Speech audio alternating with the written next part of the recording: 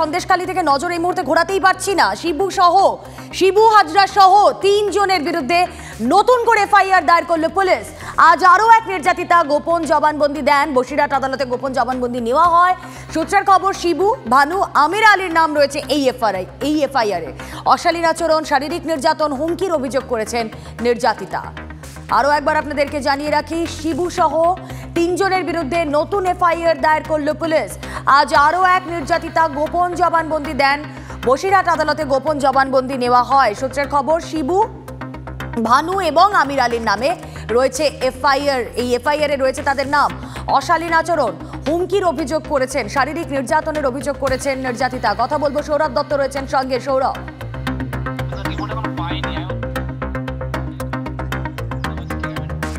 দেখো, এই মুহূর্তে তোমাকে জানিয়ে রাখবো যে গোপন জবানবন্দি নেওয়া হয়েছে অভিযোগকারিনী, সেই গোপন জবানবন্দির অভিযোগের ভিত্তিতে আরও 2 জনের নামে অভিযোগ দায়ের হয়েছে। শিবপ্রসাদ হাজরা সহ আরও 2 জন, নতুন করে 2 জনের নামে এফআইআর দায়ের হয়েছে। এর মধ্যে একজনের বাড়ি খুলনাঘাট এলাকায়, আর এখানে সন্দেশখালী যে খুলনাঘাট এলাকায় তার সেই এলাকায় একজনের বাড়ি, এবং আরেকজনের বাড়ি কিন্তু জেলিয়াখালীতে, এবং তিনি পোলট্রি ফার্মে, শিবু হাজরা যে পোলট্রি ফার্ম, সেই পোলট্রি ফার্মের কেয়ারটেকার। এই 2 জনের নামে কিন্তু অভিযোগ দায়ের রয়েছে, এটা আমরা পুলিশ সূত্রে জানতে পারছি। আরও বিস্তারিতভাবে জানা যাবে যে ঠিক কোন অভিযোগের ভিত্তিতে কি অভিযোগ ছিল সুনির্দিষ্টভাবে, কোন দিনের ঘটনা, সেটার জন্য আরেকটু অপেক্ষা করতে হবে। যদি কোর্টের যে ডকুমেন্টসগুলো রয়েছে, সেই কোর্টের ডকুমেন্টসগুলো আমরা হাতে পেলে, সেই নথি হাতে পেলে আরেকটু বিষয়টি স্পষ্ট হবে। ধন্যবাদ।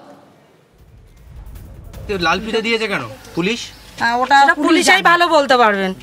ওনারা দিয়েছে, ওখানে বসে আছে। আপনারা মানুষের প্রবেশ নিষেধ করেছে পুলিশ। হ্যাঁ, মানুষ জানি মার্ডার হলে সেখানে মানুষ মারা গেলে সেখানে লাল সিগন্যাল দিয়ে মানে বারণ করা।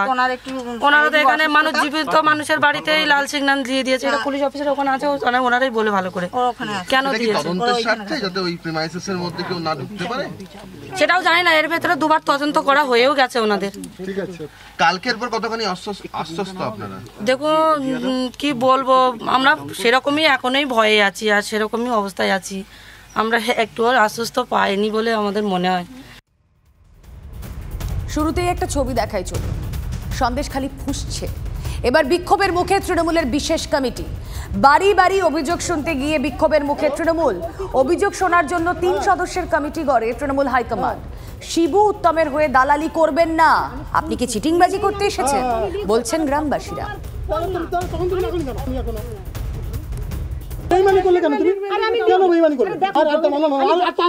আপনি লিখেননি কেন? আপনি লিখেননি কেন? কেন? কখন লিখবেন? কখন লিখবেন বলুন? কখন লিখবেন? আপনাকে না আমি বললাম যে আমার মাছ দাঁড়ানো না, আমার মাছ বাবদ 33,205 টাকা না। কখন আমি যখন বলি তখন লিখেননি কেন? এগুলো তো অনেক পরে লেখা, আপনি চিনিবাজি করতে এসছেন। দালালি করবেন না, দালালি করবেন। উত্তমের শিবুরে দালালি করবেন না। উত্তম শিবুরে দালালি করতে এসছো তুমি উত্তম শিবুরে দালালি করতে এসছো। তাহলে আমি কি বুঝবো? যেগুলো সত্যি কথা বলেছি আমি, একটাও তোলেনি, একটাও লেখেনি। কেন লেখেনি? আমি লিখি না লিখি, আমি যখন উঠে চলে যেতাম তুমি আমার ঘাট ধরে এখানে এনে বসাতে, তুমি তো চলে যেতে।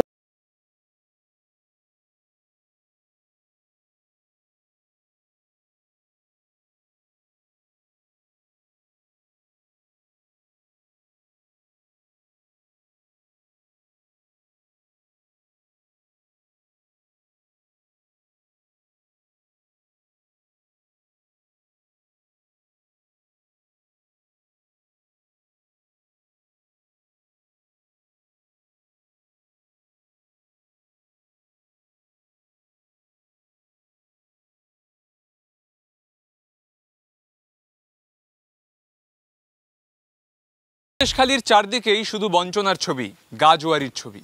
সে গাজুয়ারির আরেকটা আখ্যান বলা চলে প্রভাস ভুঁইয়া। ঈদের টাকা পেতেন তো, তারপরে কি হলো? আগে পেতাম, এখন তার দেয় না। দেয় না? কে দেয় না? এখানে যারা টিএমসির যারা জলকর করছে তাদেরই তো এগ্রিমেন্টটা দিতে হচ্ছে না। মানে উত্তম শিবু এরা? হ্যাঁ, ওরা ওদের সঙ্গে সাথীরা আছে এখানে, যেমন আছে রতন মণ্ডল, যেমন আছে সন্তোষ মান্না, অনাথ বন্ধু মণ্ডল, ওই অরুণ মণ্ডল। গাঙে বেরিয়ে গেছে। হ্যাঁ, দেবো না। না, আমি বলছি যে গাঙে যদি আমার জমিটা বেরিয়ে যাক, তো এই দাগ নাম্বারটা কি ম্যাপ থেকে উঠে যাবে? তো বলছে আমরা সব কথা বলতে পারবো না, তুমি যেখানে পারো সেখানে যাও। মুছ লেখায় সই করতে? হ্যাঁ, তার করতে হয়েছে পার্টি অফিসে। হ্যাঁ, কিছু হোক না হোক ওই বিজেপি করেছি বলে যার জন্য এই অবস্থায় এটা সেটা জড়িয়ে দিয়ে এই সমস্ত করতেছে, বিনা দোষে থানায় তুলে নিয়ে গেল দুবার আমাকে। কি করব? ছেলেকে কান ধরতে হয়েছিল? হ্যাঁ ধরতে হয়েছে। কার সামনে? ওর যারা ওই অনাথ মন্ডল যার নাম বললাম ওরা, শিবু হাজরা ছিল, উত্তম ছিল। হ্যাঁ, আম ফামে 20,000 5,000 করে দিয়েছিল না, আমাদেরকে দেয়নি। আর জব কার্ডে তো অগন্তি টাকা, সে টাকা দেয়নি, তার কার কাছে এসব কথা বলবো আমরা? 1 লাখের উপর টাকা। 1 লাখের উপর টাকা? হ্যাঁ, মতো 15, 16, 14,000 এরকম পেয়েছিলাম। ছেলেদের শাসাচ্ছে, বিজেপি করেছি বলে শাসাচ্ছে। তখন আমি বাবা হয়ে কি আমি সেখানে কি ওই দেখবো চুপ করে? তখন দৌড়ে গিয়ে পা হাতে ধরলাম, ছেলেকে বাঁচালাম, মেরো না।